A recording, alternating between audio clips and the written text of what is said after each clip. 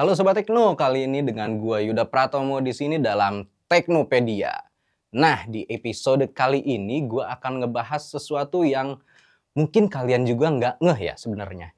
Yaitu, kenapa sih kursor mouse miring, bukan lurus? Nah, kalian pernah kepikiran nggak? Pengen tahu penjelasannya kayak gimana? Ikuti gua terus.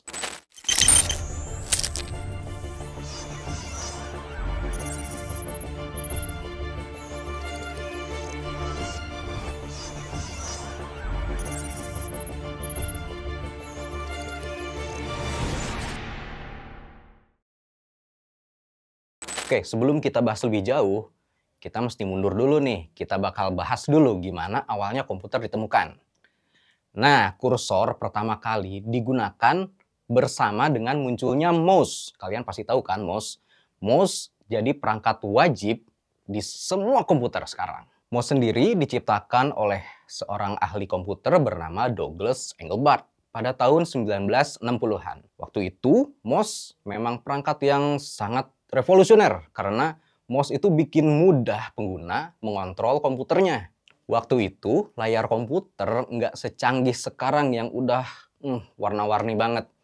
Waktu itu ya, resolusi layarnya masih sangat rendah dan komputer hanya bisa menampilkan warna hitam dan putih. Di layar dengan resolusi yang rendah pada saat itu, membuat garis vertikal yang tegak lurus itu ternyata cukup sulit untuk terlihat jelas. Nah, kalau desain kursor dibuat tegak lurus ke atas, kursornya jadi nggak kelihatan. Tampilannya itu menyatu dengan garis-garis piksel di layar. Kemudian muncul nih tim dari Xerox PARC, Palo Alto Research Center. Nah, mereka ini dikenal sebagai salah satu pusat penelitian teknologi terbesar pada zamannya. Para peneliti di Xerox PARC ini, mereka berpikir keras nih. Gimana cara bikin kursor yang lebih mudah dikenali di layar komputer. Jadi nggak nyaru sama garis-garis yang lain nih. Kemudian mereka akhirnya memutuskan untuk bikin kursor itu jadi miring sekitar 45 derajat ke arah kiri atas. Dan ternyata dengan bentuk yang miring seperti ini, kursor itu jadi jauh lebih mudah kelihatan dan bisa digunakan dengan lebih nyaman. Jadi perubahan desain ke arah miring ini sebenarnya bukan cuma soal estetika ya, tapi emang udah dipikirin dan menjadi benar-benar solusi teknis pada zamannya. Dengan resolusi layar yang sangat rendah pada waktu itu, bentuk yang miring lebih efektif untuk menarik perhatian pengguna karena bentuk itu nggak tenggelam nih di antara piksel-piksel yang ada di layar.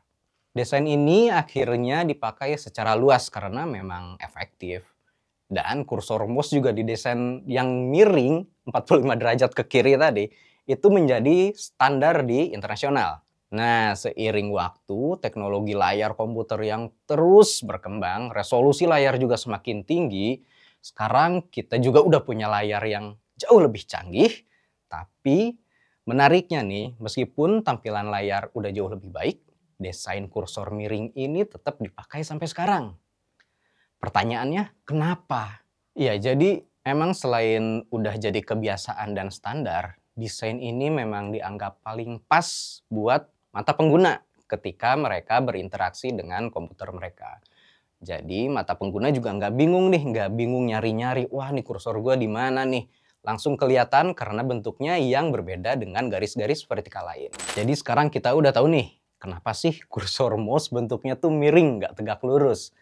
Ya emang bukan karena iseng, bukan karena sekadar gaya, bukan karena cuma estetika, tapi desain ini memang punya sejarah sendiri dan alasan teknis yang membuat penggunanya lebih praktis pada zamannya. Oke, jadi kalian sekarang udah tahu kan gimana sejarahnya kursor mouse itu kenapa kok bisa jadi miring sih, nggak lurus gitu loh.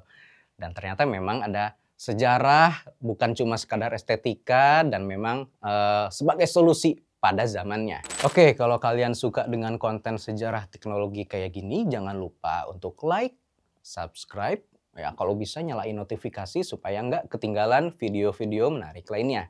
Kalian juga bisa tulis di kolom komentar sejarah apa aja yang mau kalian tahu dan bisa kami bahas di sini. Sampai ketemu lagi di video berikutnya. Sampai jumpa.